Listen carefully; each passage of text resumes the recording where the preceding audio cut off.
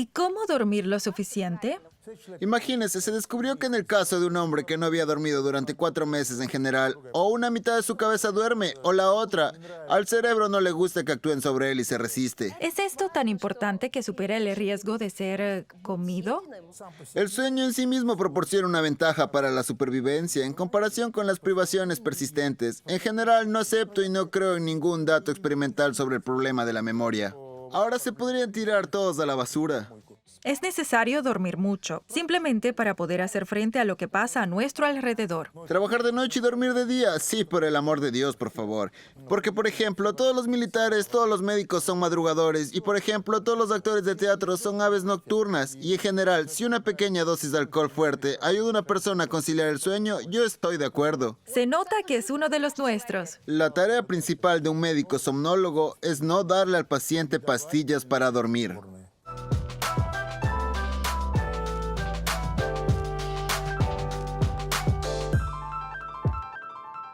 Para muchos de nosotros, el año 2022 fue, entre otras cosas, el año del sueño perturbado, cuando el mundo entró en turbulencia y era imposible imaginar lo que sucedería mañana. Entonces, el sueño resultó ser la única oportunidad para distraerse de las terribles noticias. Si en los viejos tiempos muchos estaban orgullosos de poder trabajar todo el día sin parar, ahora todos finalmente entendemos que necesitamos dormir mucho, solo para hacer frente a lo que pasa a nuestro alrededor. Así que ahora quiero hablar sobre este misterioso estado en el que pasamos un tercio de nuestras vidas. Y mi invitado es uno de los principales bloggers rusos, el doctor en ciencias biológicas, Vladimir Kovalsón. Vladimir Matveevich, buenas tardes. Buenas tardes. Comencemos por el concepto de sueño en general. ¿Cómo entender este estado en el que estamos vivos, pensamos, pero no podemos percibir nada desde afuera y actuar? ¿En qué se diferencia el sueño de la vigilia para el organismo humano? En todo. Es más fácil decir en qué no se diferencia, pero ¿para qué la necesitamos? Esta es una pregunta fundamental, el llamado misterio del sueño al que se refirió usted. De hecho, en los últimos años, a algunos investigadores en diferentes países se les ocurrió la idea de que tal vez en realidad no existe ningún misterio. Este es un camino ciego que no conduce a ninguna parte, porque no se puede revelar la esencia fundamental de este proceso, ya que el sueño es parte de la evolución. En estado de reposo, todos los animales manifiestan actividad. Pero el sueño, en el sentido en el que lo interpretamos, en nuestra vida cotidiana del ser humano se observa solo en los animales de sangre caliente, los mamíferos, las aves. Su sueño transcurre con una estructura rigurosa de 2 fases, con ciclos rítmicos y repetitivos. Y si hay privación de este estado, es muy difícil para el cuerpo. Y todos sabemos que tanto en animales de laboratorio, que han privado del sueño durante mucho tiempo, tanto como en las personas, la privación o falta del sueño puede tener graves consecuencias. En Estados Unidos se llevaron a cabo experimentos de este tipo en los años 80 del siglo pasado, durante el desarrollo de una técnica en Chicago, que consistía en privar del sueño a las ratas sin causarles estrés. Casi no había estrés, y en 2, 3, 4 semanas todas las ratas morían. El experimento sirvió para demostrar que el sueño es imprescindible. ¿Pero para qué? Es completamente comprensible, porque cuando abrieron el cuerpo de las ratas tenían signos de una fuerte patología, pero dicha patología no se debía a ningún tipo de trastorno cerebral. Era una patología de los órganos internos. La flora entraba en la sangre, se generaba una sepsis, es decir, un desbalance inmunitario anómalo, y las ratas morían, se podrían por dentro, y se llegó a la conclusión de que el sueño es muy necesario para todo tipo de asuntos inmunológicos. Y esto se confirmó durante la pandemia de COVID. Una vez más, todos los especialistas en enfermedades infecciosas dijeron que uno de los principales factores para la recuperación es dormir lo suficiente. Desde el punto de vista de la supervivencia, es bastante extraño. Casi todos los seres vivos, gran parte del día, algunos hasta 20 horas, caen en un estado de apagado total, a riesgo de convertirse en presa fácil. Es decir, nosotros podemos notar que el sueño es tan importante que supera al riesgo de ser comido. Necesitamos cambiar el paradigma, es decir, abordar esta cuestión de otra forma, pues el sueño en sí proporciona una ventaja en la supervivencia en comparación con la actividad constante. Si permanecemos en la naturaleza durante todo el día, el riesgo de ser pisoteados y comidos será mucho mayor que si nos pasamos la mitad del tiempo en algún lugar escondidos. Y esta evolución fue, por así decirlo, un factor de selección que permitió sobrevivir a aquellos sujetos que poseían esta característica, es decir, no mostraban actividad durante todo el día y el riesgo de desaparecer era menor. ¿Entiende? Todo esto es parte de la evolución. Y cuando el sueño surgió en la evolución, estos organismos obtuvieron una ventaja, es decir, estas bestias comenzaron a reproducirse mejor, luego comenzaron a sobrevivir mejor, y así se consolidó. Ahora, el sueño no solo es necesario, sino también imprescindible, dado a que cierto generador funciona dentro de nosotros. Nos vemos obligados a implementar este estado. Se dio un caso muy interesante. En los años 70, cuando una persona contrajo una enfermedad llamada parecialalgesia de las extremidades superiores. Es una enfermedad muy rara y tiene una naturaleza autoinmune, como ya se ha demostrado. Los enfermos muestran síntomas muy extraños. Concretamente, esta persona perdió completamente la necesidad de dormir y los médicos le indicaron hacer encefalogramas durante 4 meses hasta que falleció. Murió eventualmente, aunque los médicos hicieron increíbles esfuerzos para salvarlo. Pero lo más sorprendente fue que su función cerebral no se alteró en lo absoluto. Imagine una persona que no ha dormido nada durante 4 meses. Se acostó con los ojos abiertos por la noche, trató de conciliar el sueño de todas formas posibles. Pero el sueño no llegó. Le hicieron diferentes pruebas, pero su memoria no estaba dañada tampoco. Por la tarde, cuando sus familiares lo visitaban, jugaba a las cartas con ellos y siempre ganaba. Después de 4 meses de insomnio, pasó todas las pruebas, todo estaba en perfecto orden. Probablemente has escuchado la hipótesis muy de moda de que si no duermes, te volverás loco. No pasó nada de eso, y en cuanto al sistema inmunológico, es muy posible que sufriera, pero esto es imposible de detectar. No ha habido más casos similares, por supuesto, fue un caso único, pero hay muchos ejemplos de personas que duermen poco. Seguramente lo ha escuchado. Básicamente usted y yo dormimos lo suficiente. Necesitamos ciclos, cada ciclo dura 1 hora y media. Una persona adulta necesita 5 ciclos, son unas 8 horas, pero hay gente que necesita más. Por ejemplo, yo necesito 6 ciclos. Y hay mucha gente como yo.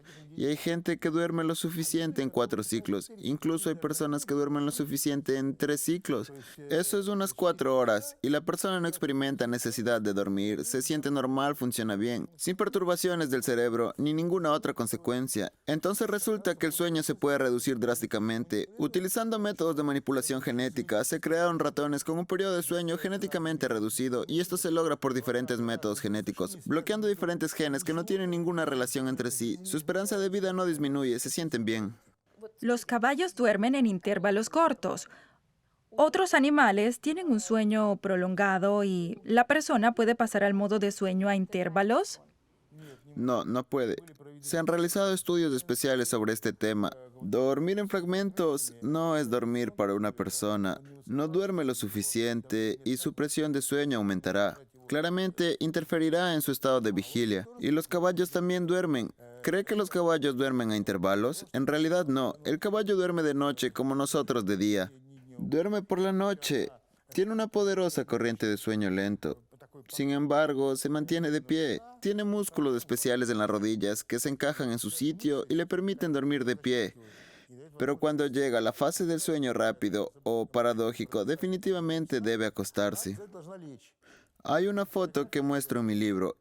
Incluso lograron captar el momento en el que el caballo no tuvo tiempo de acostarse y cae sobre sus patas delanteras. Sus patas se doblan porque la anatomía en el sueño rápido es un signo muy característico. En el proceso de inicio del sueño rápido se manifiesta como una parálisis completa. Si las patas se doblan, el caballo inmediatamente se despierta y se acuesta. Se acuesta con la cabeza en la grupa y reparte toda la cuota de una vez. Este sueño rápido diario es de alrededor de media hora. Luego el caballo se levanta, se vuelve a dormir ya de pie en un sueño lento. Dado que sus ancestros fueron caballos salvajes, naturalmente temían el ataque de los depredadores. Leí que su equipo de investigación también ha estudiado el sueño de los delfines y cómo se las arreglan para dormir en el agua si respiran aire. Bueno, este también es un tema completamente separado. Se descubrió que primero una mitad de su cabeza duerme, luego la otra mitad, o una u otra. Aparentemente, estos animales para respirar en el agua, porque ellos necesitan respirar en el agua, respiran aire como nosotros, pues son mamíferos, pero viven en el agua, y si se ahogan durante el sueño, eso es todo. No respiran por la nariz, incluso tienen un espiráculo en la parte superior de la cabeza. Y si cae algo, la válvula es muy poderosa, pero si entra una gota de agua, el delfín morirá casi al 100%, porque su sistema inmunológico es muy débil. Reaccionan al agua sucia, al aire sucio. En resumen, para que ellos puedan respirar necesitan tener algún tipo de control todo el tiempo, y por esto tienen un hemisferio del cerebro que permanece, por así decirlo, alerta, y les permite controlar tanto su comportamiento como el entorno, y mantienen un ojo abierto o incluso ambos durante el sueño. Si algún objeto significativo, por ejemplo, algo muy brillante y que se mueve rápidamente, entra en el ojo, en el área del campo de visión, entonces el delfín se despierta rápidamente.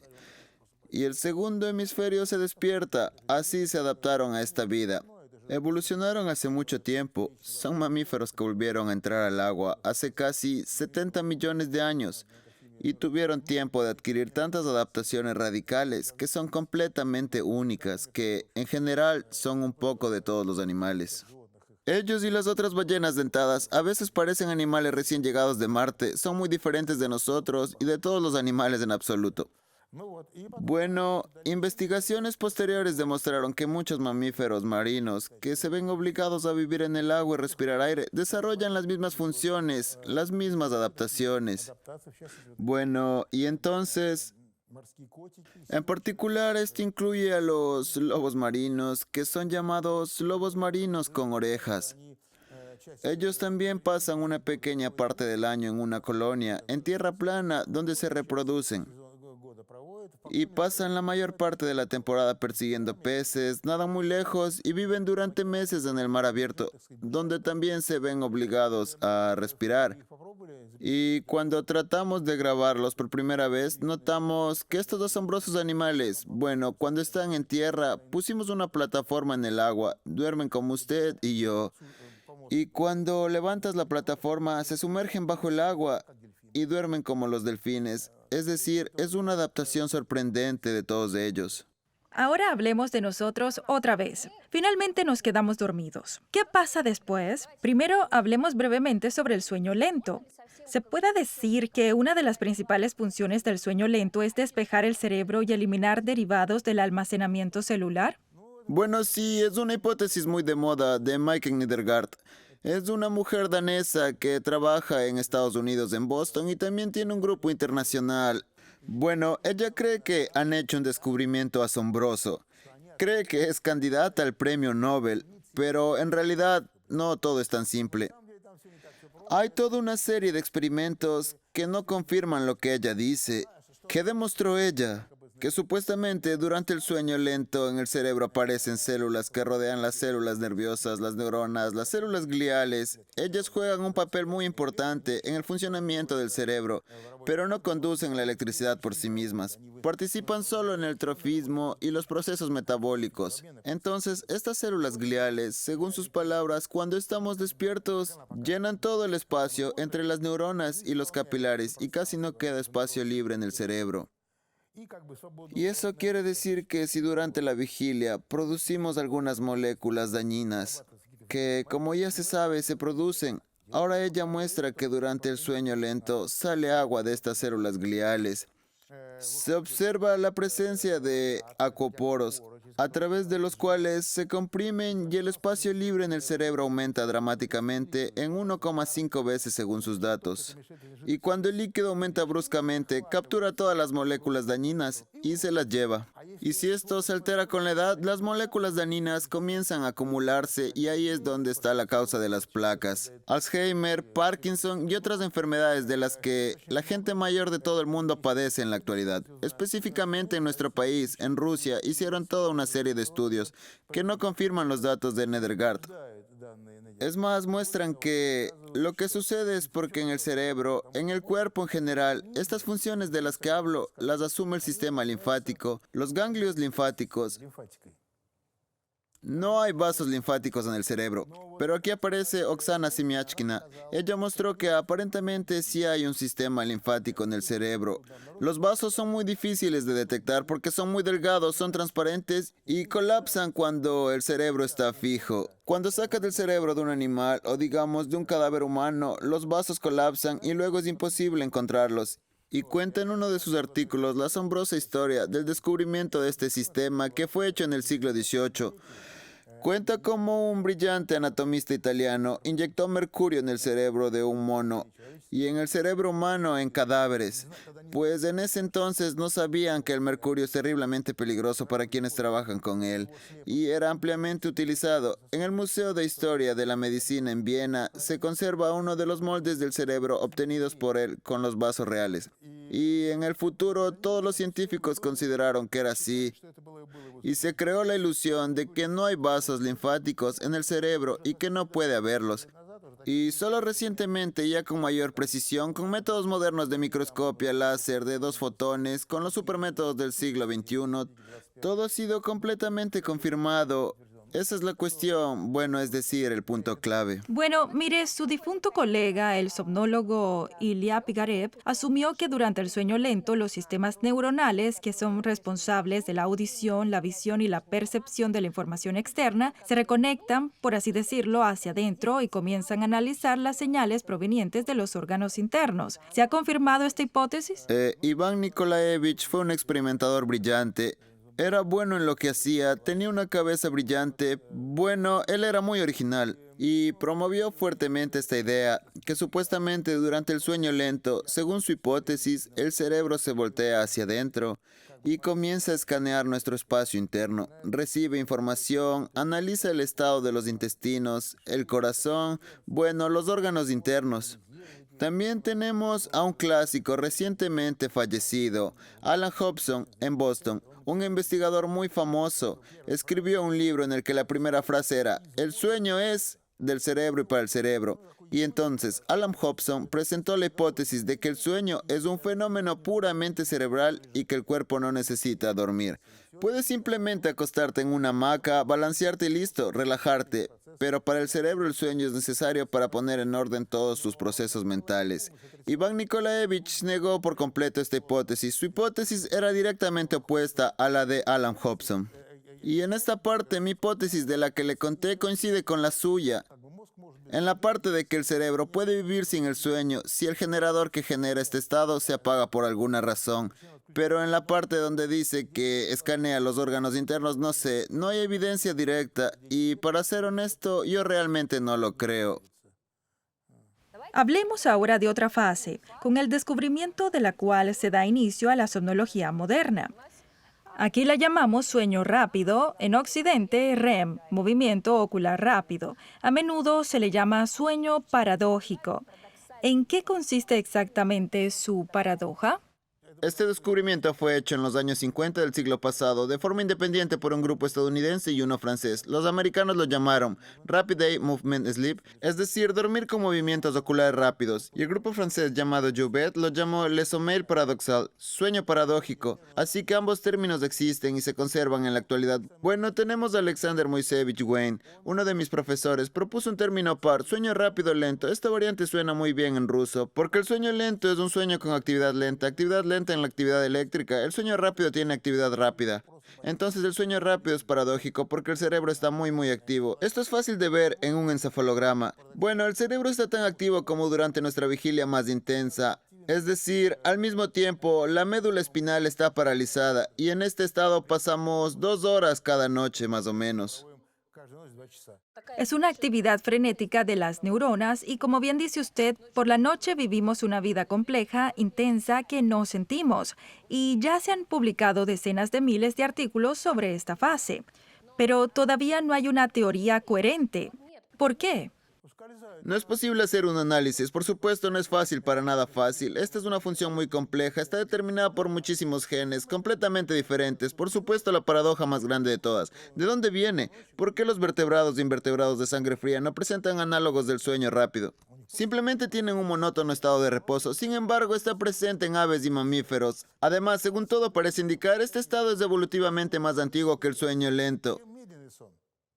Entiende, pero los animales antiguos no lo poseen. Esta es una paradoja que siempre sorprende a todos, y en general todavía no existe una explicación simple. De alguna manera sucedió en la evolución. Yo propuse la siguiente conclusión: tal vez este sueño rápido sea evolutivo, represente una transformación evolutiva de alguna parte de la vigilia en estos primitivos. Bueno, a lo que me refiero es que una parte de la vigilia se ha transformado en un tipo de sueño rápido.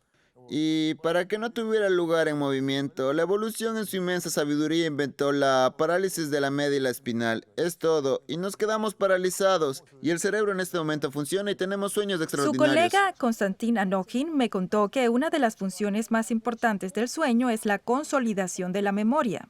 Durante el sueño tiene lugar varios procesos. Existe el sueño de ondas rápidas y el sueño de ondas lentas. En estas fases tienen lugar diferentes eventos. En uno de ellos se reproducen los hechos del pasado y en el otro se fijan estos hechos con la ayuda de la expresión génica. Es decir, esta es la consideración de la memoria. En sus conferencias y textos, usted maneja este tema con más cuidado. Dice cuidadosamente que todo esto sigue siendo una hipótesis. ¿Es esto una hipótesis? Estoy categóricamente en contra de esta idea. No está confirmado de forma clínica. ¿Entiende? Kostia puede decir cualquier cosa en su investigación, pero existe la clínica humana. La clínica es siempre un criterio de la verdad mucho más importante, por supuesto, que unos cuantos experimentos, y la clínica muestra que la privación del sueño rápido no es crítica en sí misma.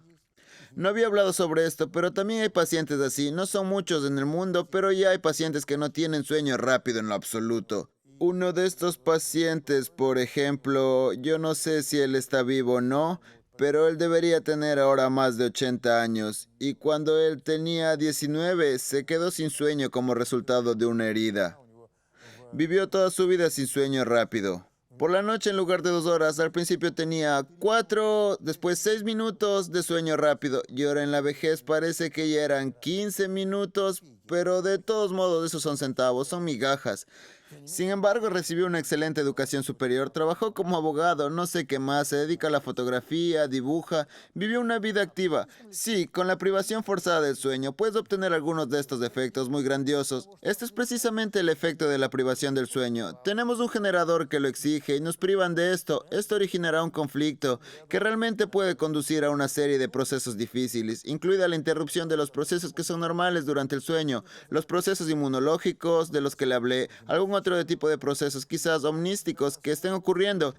Pero esto ocurre en condiciones en las que te privan del sueño por la fuerza, instrumentalmente, ¿entiende? Así que no estoy de acuerdo con eso. Quiero resumir, desde su punto de vista, ¿el sueño y la memoria no están conectados en absoluto?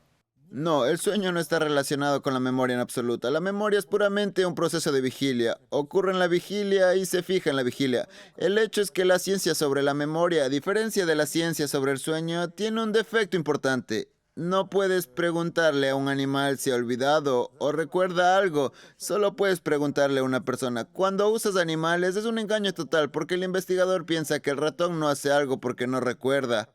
Pero no es por eso que el ratón no lo hace. La rata puede no hacer la prueba por otras 1000 razones o hacerlo peor. Esta es una interpretación derivada, por lo tanto, generalmente no apruebo y no creo en ningún dato experimental sobre el problema de la memoria. Yo pienso que todo esto se puede borrar de la memoria. Lo entendí. Desde su punto de vista, la memoria y el sueño no están relacionados en absoluto. Muchos, por cierto, creen en las posibilidades de la llamada hipnopedia, que durante el sueño puede escuchar algo y esto se graba en la subcorteza cerebral. Bueno, según tengo entendido, tampoco hay evidencia científica para esto, ¿verdad? Sí, este es mi tema favorito desde la infancia, como se dice. En cierto momento, cuando recién comenzaba a trabajar, teníamos un chico, en ese entonces un joven, que estaba haciendo un doctorado sobre este tema. Y entonces investigó cuidadosamente y mostró muy claramente que si el ritmo teta aparece en el encefalograma, esta es la primera señal de que te quedarás dormido. Eso es todo, la percepción desaparece. Es decir, no puede haber hipnopedia en un sueño. ¿Cuándo puede haber? Existe tal estado en el ritmo alfa, cuando una persona está relajada, pero aún no está dormida. y entonces realmente puede memorizar cualquier cosa. Bueno, le dio sílabas sin sentido a las personas del experimento. Digamos algo así como aprender idiomas, memorizar palabras, cine, fórmulas, se puede. Pero el hecho es que este estado es muy difícil de mantener. Si estás en este estado, o te despiertas y desaparece el ritmo alfa, o te duermes y cambia el ritmo teta, y luego en ambos casos desaparece esta posibilidad. Pero si digamos una persona que ha aprendido a mantenerse a sí misma en un estado de vigilia relajado y un ritmo alfa con la ayuda de la retroalimentación, entonces puede usar este método para aprender, pero esto no tiene nada que ver con el sueño. Por ejemplo, regularmente me quedo dormida con frecuencia escuchando audiolibros y conferencias científicas. ¿Esto es dañino? ¿Cómo afecta esto a la calidad de mi sueño? Bueno, porque el contenido sin dudas lo afecta. No es dañino en absoluto. Si le ayuda a dormir, no es dañino. Interfiere con el sueño, es dañino. Si le ayuda, no es dañino, solo beneficioso. Usted también dijo que los beneficios del sueño diurno para los adultos no son nada obvios y que podemos dormir no más de 45 minutos en el día, que en general el sueño diurno puede hacer bajar nuestro ritmo interno. Dormir durante el día es muy útil, pero no para todas las personas. Esto es muy subjetivo. Ahora en Estados Unidos incluso organizaron unas habitaciones a las que se les llama salas de sonido, donde los empleados pueden dormir a la hora del almuerzo. Eso desde ya hace tiempo, desde los años 90 más o menos. Y no todos los usan, algunos por el contrario juegan al tenis de mesa después del almuerzo y eso los refresca. Luego trabajan productivamente durante las próximas 4 horas y algunos durante media hora hacen la siesta y se refrescan. Esto depende de cada uno, es muy subjetivo. Hablemos un poco de ritmos en general porque creo que este es un tema importante. En el año 2017, 3 científicos que estudiaron el mecanismo molecular de los ritmos circadianos recibieron el premio Nobel. ¿Por qué los ritmos circadianos se han vuelto tan importantes para la ciencia y la tecnología modernas? Verá, este es un momento en el que todas estas cosas relacionadas con el ritmo circadiano y con el sueño vigilia se han vuelto mucho más importantes de lo que eran en el siglo pasado. Le doy un ejemplo. Imagine el siglo XIX. En ese entonces el hombre viajaba en una carreta o montaba a caballo y podía tirar las riendas y dormirse. Y ahora compare esto con la siguiente situación. Un hombre en una autopista a una velocidad de 130. Por una fracción de segundo su conciencia se durmió. Por una fracción de segundo. Esto es un avance de un instante a un estado instantáneo de sueño. ¿Y a qué conduce? No hay necesidad de decirlo, ¿entiende? Así que todas estas cosas se han vuelto muy relevantes y ahora mi colega Vladimir Borisovich Dorohov está estudiando este fenómeno en el Instituto de Actividad Nerviosa Superior. Han trabajado mucho en este tema solo para determinar por qué el conductor se quedaba dormido al volante, a qué hora y qué conductores son más propensos a esto. Es decir, qué conductores es mejor no dejar salir, por ejemplo, para trabajar en horas de la madrugada y de noche o en viajes de larga distancia.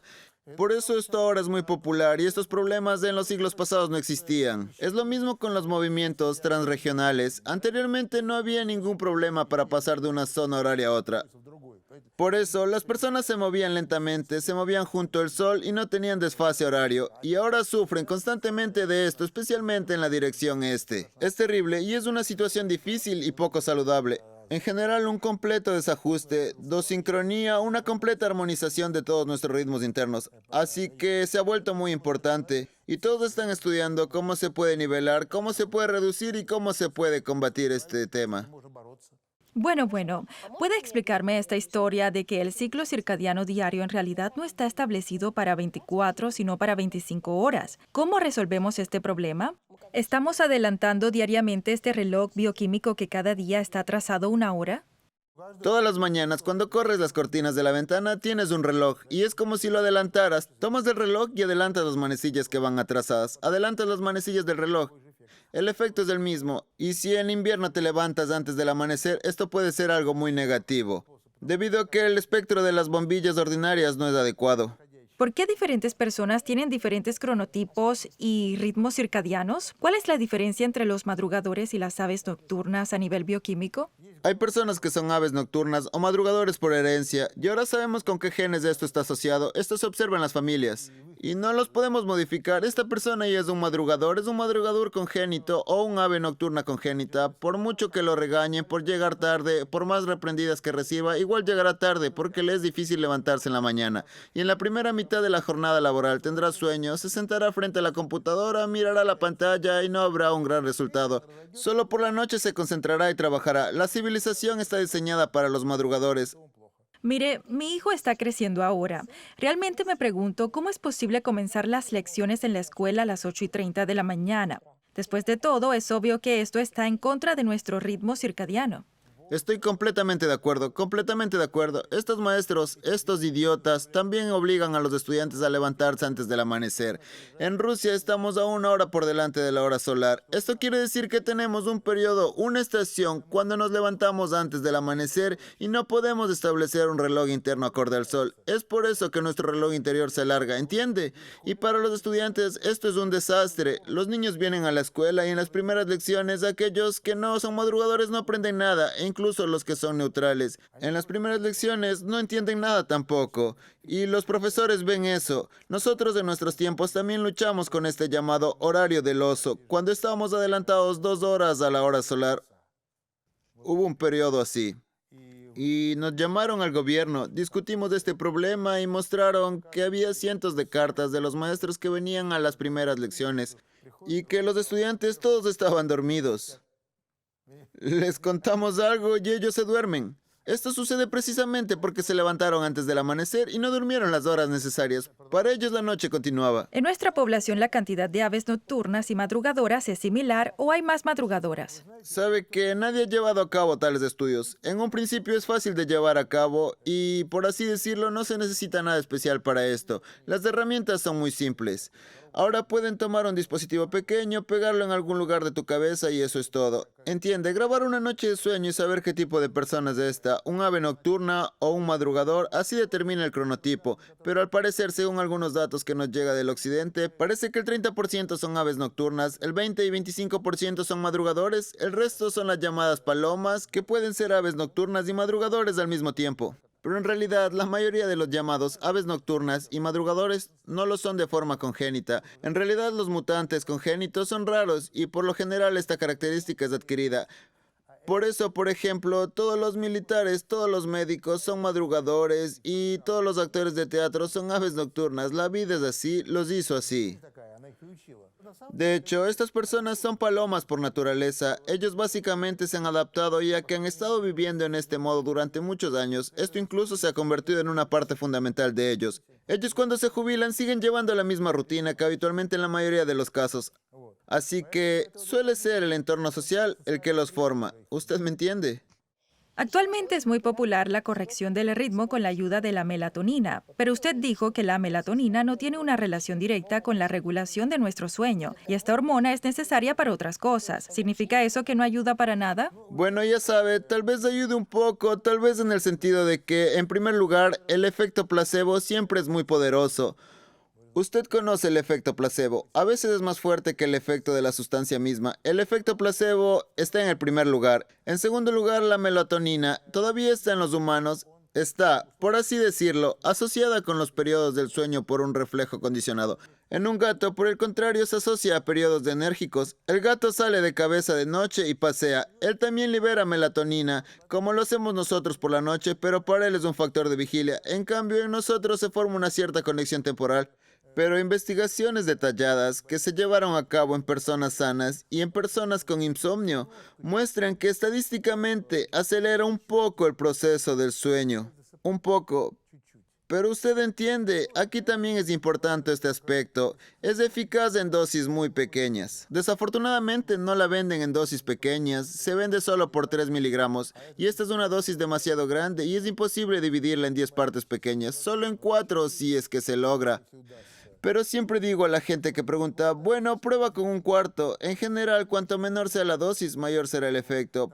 Porque con una dosis de 3 miligramos ya se forman los fermentos del sistema que descompone el fármaco en el organismo. La dosis es demasiado alta. Fui a estas empresas, les pedí que redujeran la dosis, pero aparentemente su interés comercial se los impide. Si reducen la dosis de la sustancia activa, al parecer también deben reducir el precio. Según entiendo, ellos no quieren, así que no lo hacen. El compuesto no causa ningún daño, así que se puede probar si es necesario. Digamos que hay una alteración del ritmo circadiano y la persona quiere ponerlo en orden. Puede probar pequeñas dosis de melatonina. media hora antes de acostarse y no encender la luz en el apartamento, después de que haya tomado la melatonina, para que haya un poco de oscuridad. Vale. Además del ritmo circadiano, también tenemos el ritmo doble, es decir, el ritmo de 2 horas. ¿Qué sabes sobre esto? Hey, yo no sé nada. Este es uno de los mayores misterios ahora mismo. Parece que ha sido descubierto en ratones. Se trata del centro que genera el hipocampo en lo profundo del cerebro, pero hasta ahora solo hay datos obvios. Es una cuestión muy poco investigada. Esto se debe principalmente a que durante el sueño, ya se lo dije, hay ritmos fijos en 1 hora y media. Y estos ritmos por alguna razón desaparecen cuando estamos despiertos. Y muchos investigadores han tratado de averiguar qué pasa con ellos cuando nos despertamos, y resulta que en algunas personas despiertas están presentes y se pueden monitorear. Por los periodos en que aparece hambre, sed, digamos una oleada de energía y viceversa, una especie de letargo. Pero no en todos, en algunos están completamente compensados, pero en el sueño todos tienen un ritmo de 1 hora y media muy preciso, como generador funciona toda la noche, y durante el día algunas personas lo mantienen, mientras que otras no lo hacen en absoluto. Así funcionamos. Hablemos de los sueños. Por un lado está la interpretación freudiana de los sueños, en donde un sueño es un mensaje del inconsciente que tiene un significado, se puede descifrar. Y por otro lado, el señor Pigarev, quien fue mencionado antes, dice que los sueños son más un subproducto del sueño y no tiene sentido buscar algún significado en ellos. En su opinión, ¿tienen los sueños algún valor semántico? Yo estoy de acuerdo con Pigarev en ese sentido. Sí, claro. También creo que los sueños son un tipo de epifenómeno. Son fruto del trabajo muy activo del cerebro, del que ya hablé. El cerebro funciona tan activamente que nosotros como animales visuales tenemos imágenes visuales, aparecen en la memoria. Extrañamente, de alguna manera se combinan, pero no vuelven a entrar en la memoria. No solemos recordar los sueños, solo recordamos una parte insignificante, y esto es bueno, en general está bien. Pero los tomogramas muestran que los escáneres cerebrales muestran que el sistema está asociado con la memorización. Se inhibe durante el sueño y recuerda muy mal, solo una pequeña parte. Pero lo cierto es que hay excepciones en toda regla. Hay personas que desde su nacimiento están dotadas de algún tipo de memoria extraordinaria para los sueños. En particular, mi maestro Michel Jouvet, él tenía esta característica y desde su juventud anotaba sus sueños. Tenía una carpeta enorme, había más de 7000 tarjetas con diferentes sueños. Me dijo que siempre tenía cuadernos y un bolígrafo luminoso al lado de su cama, y por las noches aprendió a despertarse, escribir o dibujar lo que soñaba. Y luego me decía por la mañana, me despierto, miro estos garabatos y no puedo entender lo que dibujé o escribí. Entiende, existe ese tipo de personas, pero en general recordamos muy mal, y hay personas que no pueden recordar en absoluto. Teníamos un sujeto de prueba, un chico joven y saludable, lo mostramos como ejemplo. Negó completamente haber soñado con algo, aunque todos los signos del sueño rápido indicaban que los sueños se habían manifestado perfectamente. ¿Y usted piensa que los sueños no contienen ninguna información importante? ¿Entendí bien? No, contiene, por supuesto, información adicional sobre una persona si conoces a esta persona. Conoce su psique. Esto es lo que le dirá sobre sus sueños, y esto debe organizarse de una manera especial. No puedes confiar en una persona que dicen, saben, tuve un sueño anoche. No se puede confiar en eso. Pero puede confiar en una persona que se despertó directamente de un sueño rápido, ver lo que le contará de inmediato cuando aún no ha tenido tiempo de inventar nada, ¿entiende? Esto es algo en lo que podemos creer más o menos, y tales sueños pueden dar alguna información. Hay algunos ejemplos. Por ejemplo, en un momento apareció tal información, creo que se publicó en la revista Oganiok, de que durante el vuelo espacial grupal hubo un conflicto entre los astronautas. Y los psicólogos que observaban y conocían perfectamente el cuadro psicológico de cada una de estas personas. Y los investigaron durante muchos años. Y de paso también recopilaron información en el formato ¿soñó con algo?, que estaba entre las preguntas que hacían periódicamente. Y así ellos, analizando los sueños de una o más personas, sintieron que estaban acercándose a algo. Aquello que no mostraron de ninguna manera, ni en su comportamiento, ni en el trabajo, y se tomaron medidas a tiempo. Bueno, pero esto solo funciona con relación a una persona que ya lo conoce bien. Ahora la ciencia en absoluto lo niega, y las revistas científicas no aceptan artículos con una interpretación inglesa. Porque si no conoce a una persona, entonces el criterio freudiano general de que si soñó con un pepino, eso significa una cosa, y si soñó con una sandía, significa otra. Estos criterios no funcionan. Vale, y dígame por favor, ¿cómo explicar la aparición bastante frecuente de erecciones en hombres en la etapa del sueño rápido? Esto es muy similar a este efecto entre la libido freudiana y la represión de los deseos. Lo es, pero no está relacionado con los sueños. Especialmente se estudia la cuestión de si los sueños eróticos están asociados con la erección espontánea en un sueño. No tienen relación. Este es un fenómeno independiente o fue descubierto durante la Segunda Guerra Mundial en América por urólogos estadounidenses. Descubrieron tal cosa y no se habló de interpretación del sueño, nadie sabía sobre esto. Solo descubrieron que durante una noche de sueño los hombres tienen una erección espontánea cada hora y media. Además verificaron y resultó que esto es cierto, tanto para niños pequeños como para personas muy mayores, todos los hombres. Entonces empezaron a investigar a las mujeres. Resultó que también tienen un flujo sanguíneo en la pelvis pequeña y también ocurre con la misma frecuencia durante el sueño, pero esto es una especie de proceso autónomo, porque incluso en las personas que tienen el sueño rápido perturbado, este proceso sigue teniendo lugar. Por alguna razón resultó estar relacionado con los periodos de sueño rápido. Bueno, mi hipótesis es que muchos procesos de nuestro cuerpo simplemente fueron arrastrados a estos periodos y están relacionados con ellos de manera temporal, pero no causalmente. ¿Y hay alguna explicación para el hecho de que algunos factores externos contribuyen a las pesadillas en un sueño? En mi infancia se creía que esto era por falta de oxígeno en el dormitorio. ¿Es esto un mito? Las pesadillas no son sueños, son un fenómeno que viene durante el sueño lento, el sueño profundo lento, especialmente en los niños. Las pesadillas nocturnas son unidades especiales en la lista de enfermedades parasomnias y bueno, se desconoce su naturaleza. Esto se debe principalmente a circunstancias diurnas o también puede ser algún tipo de trastorno hereditario. Bueno, esto es lo que está sucediendo ahora. También leí sobre un caso estadounidense muy interesante cuando un sonámbulo que tenía pesadillas mató a su esposa en un sueño y al mismo tiempo el tribunal lo absolvió porque estaba en un sueño. ¿Y en su práctica ha tenido experiencias en que el sonambulismo se combina con las No pesadillas? era sonambulismo, fue un caso conocido, un ataque. Esto se llama RBD, trastornos raros del comportamiento. Fue un ataque en un paciente con parkinsonismo. A ellos les llega el momento de sueño rápido, y en ellos, cuando se produce la parálisis completa de la médula espinal, como en una persona sana, este mecanismo se ve afectado como resultado de procesos negativos y comienzan a mover los brazos y las piernas en el sueño y realizan movimientos intencionados.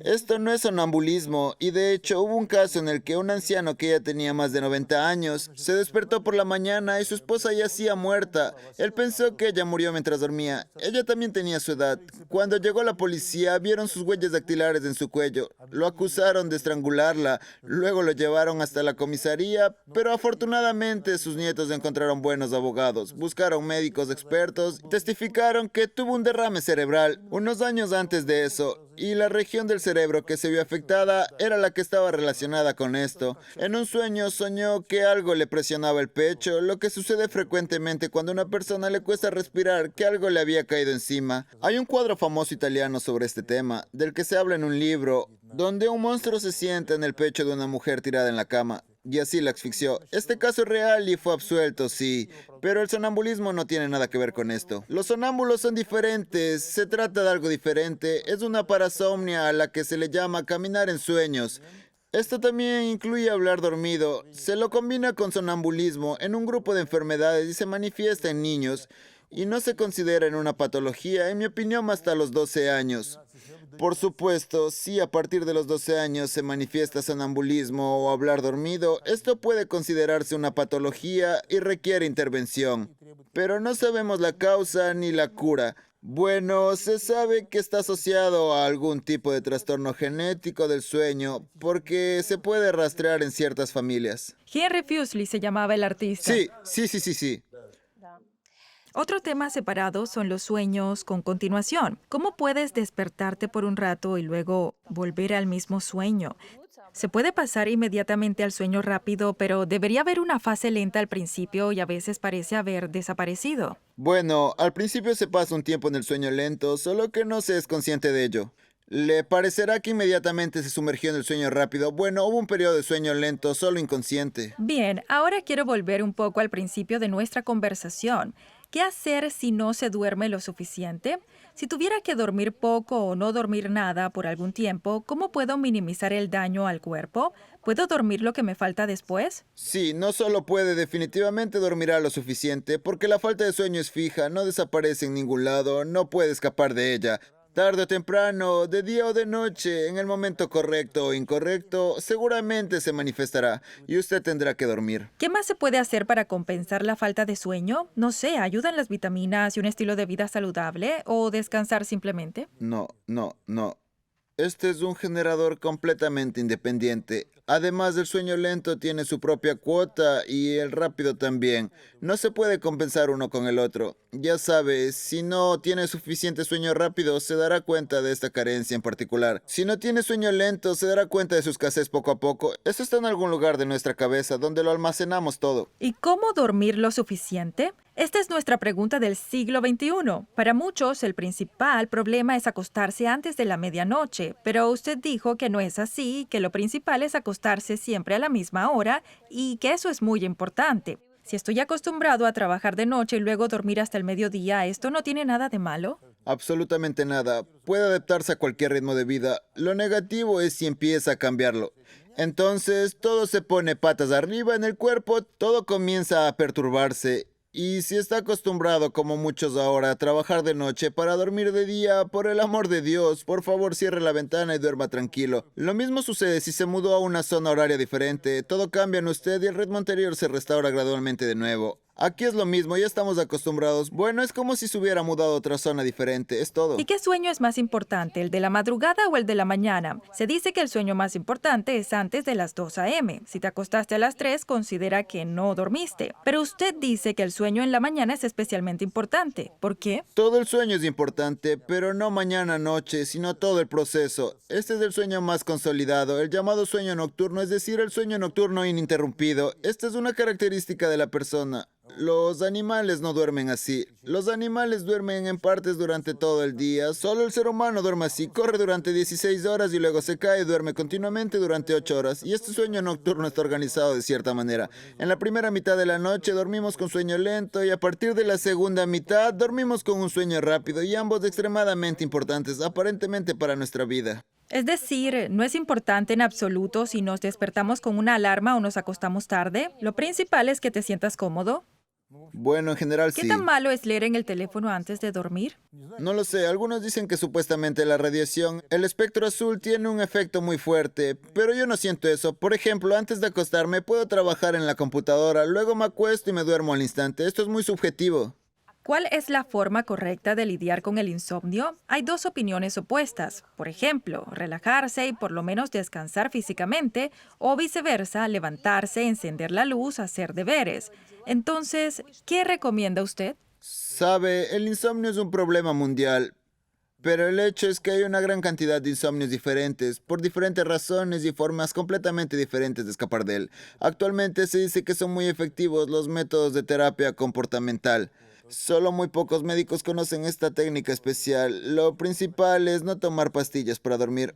Uno de los somnólogos, mi colega, dijo una vez en una conferencia que la tarea principal del somnólogo, un especialista en medicina del sueño, no es darle pastillas para dormir al paciente. Test relajantes, hierbas, melatonina, todos estos elementos se pueden usar tanto como quiera, pero estas pastillas fuertes, las benzodiazepinas, las ciclopirolonas, las metosoperedinas, los barbitúricos, todas las pastillas fuertes clásicas para dormir son peligrosas. Además, resulta paradójico que los somníferos más modernos, que hacen menos daño, sean mucho más difíciles de conseguir que los antiguos, que son mucho peores. ¿Por qué son tan terribles? Oh, pero este también es un tema que requiere una conversación aparte. Farmacología, sueño, etcétera. El hecho es que existe un sistema en el cerebro. También he escrito y hablado mucho sobre esto. He contado el ejemplo de Brezhnev, que tomaba pastillas para dormir todo el tiempo, y Evgeny Ivanovich Chazov. También habló de él, dio conferencias de algún momento en los 90 sobre cómo trató Brezhnev.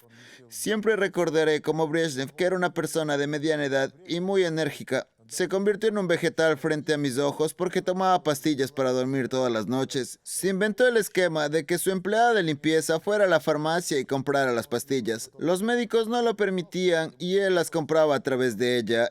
Y no había nada que ellos pudieran hacer, él las tomaba de todos modos. Y luego se degradó ante los ojos de todos. El caso es que estos medicamentos, todos sin excepción prácticamente, actúan sobre el llamado sistema cerebral. Este es un sistema bioquímico en nuestro cerebro que bajo influencia externa cambia de manera muy efectiva el comportamiento de los pacientes, pero al cerebro no le gusta que ejerzan influencia sobre él y se resiste. Y ahora, si esta resistencia se rompe, la memoria desaparece, la memoria muere, el comportamiento humano muere, la coordinación muscular muere, la lengua no funciona. Así que todos los síntomas que tenía eran resultado del abuso de estas pastillas para dormir. Y bueno, desafortunadamente en una época de Estados Unidos, estos fármacos estuvieron disponibles para el público. Fue un periodo en el que las películas de Hollywood, si prestamos atención, las películas antiguas siempre hay este tipo de conversación entre los personajes. ¿Ya tomaste las pastillas para dormir? Aún no las he tomado. Y si no tomo las pastillas para dormir, hoy tomaré whisky. Y esto es constantemente, es decir, las tomaban como vitaminas. Y solo en los años 70 descubrieron el terrible daño que estas benzodiazepinas causan a las personas. En particular, se observa un fuerte aumento de los accidentes en las calles debido al hecho de que las personas al volante se quedan dormidas durante el día. La persona tomó pastillas para dormir anteayer y pasado mañana se queda dormida espontáneamente al volante. ¿Se imaginan lo peligrosos que eran estos fármacos? Bueno, y después con el tiempo fueron transferidos a prescripción médica y todo eso, pero actualmente en Estados Unidos, como saben, se están tomando otras píldoras aún más terribles. Estos son los antidepresivos. El Prozac es el más famoso y el más aterrador. También se lo prescriben a todos. Como sea, es algo terrible. Lamentablemente, estas pastillas para dormir actúan sobre el sistema cerebral y por lo tanto no hay nada bueno en ellas. Causan mucho más daño al cuerpo que el insomnio en sí. Para personas sanas, el uso de somníferos, incluso estos últimos, es altamente indeseable. Solo por periodos cortos, solo en algunas situaciones, cuando algún tipo de situación estresante necesita ser eliminada abruptamente. Entonces puede tomar una o dos pastillas y eso es todo. Usted también mencionó el whisky de las películas de Hollywood. Esta es también una de nuestras eternas preguntas. Por ejemplo, después de una buena copa de vino tinto, duermo como un bebé toda la noche. Pero la medicina moderna te dice que en ningún caso debes beber antes de acostarte. Y en realidad es como si el alcohol tuviera un efecto muy malo, excita, etc. ¿Cuál es su punto de vista con respecto a esto? No, todo lo contrario, se puede y se debe beber. ¿Por qué? Esto ayuda a mucha gente, incluso tenemos ese término en somnología, vinos soporóficos. Este es cierto tipo de vino que tiene buenas sustancias, son sustancias blandas, no son las pastillas químicas que tomamos para dormir, por ejemplo, que causa somnolencia. De hecho, existen tales vinos de variedades conocidas que se recomiendan antes de acostarse, son muy útiles y en general, si una persona le ayuda a conciliar el sueño el vino o, por ejemplo, una pequeña dosis de alcohol fuerte, estoy simplemente de acuerdo. Aquí se ve que usted es uno de los nuestros, Vadim Matveyevich. Bien, quería hablar un poco más sobre Sleep Tech, la industria de la tecnología del sueño. Ahora cada teléfono inteligente o brazalete deportivo tiene un rastreador incorporado que controla el sueño. Unos analizan el pulso, otros el nivel de oxígeno. El tercero, cuántas veces una persona se dio la vuelta en un sueño. En su opinión, ¿se puede confiar en tales datos de aficionados? No. Mi colega, a quien mencioné, Vladimir Borisovich Dorokov, quería usar tales cosas en su laboratorio para ciertos propósitos. Llevaron a cabo estudios psicofisiológicos en sujetos sanos, que fueron seleccionados. Ninguno satisface los requisitos científicos. Todo está simplificado, está hecho primitivamente para que sea más barato. ¿Qué piensa acerca de los diferentes dispositivos que mejoran la calidad del sueño? Por ejemplo, el generador incondicional de ruido blanco. Bueno, es subjetivo, ¿sabe? Algunas personas se duermen bien con el televisor encendido a bajo volumen, el ruido lejano de la radio, y para algunos, por el contrario, esto es subjetivamente molesto. Algunos duermen perfectamente con el sonido de las ruedas del tren. Cuando era joven viajaba en trenes, simplemente me daba placer y dormía dulcemente con el sonido de las ruedas. Y ahora no puedo conciliar el sueño en el tren, tengo una percepción completamente diferente. Muchas gracias a Vladimir Matveyevich por esta conversación tan interesante. Mis queridos suscriptores y mis queridos espectadores, les deseo a todos que duerman profunda y tranquilamente, tanto como ustedes lo necesiten. Hasta pronto.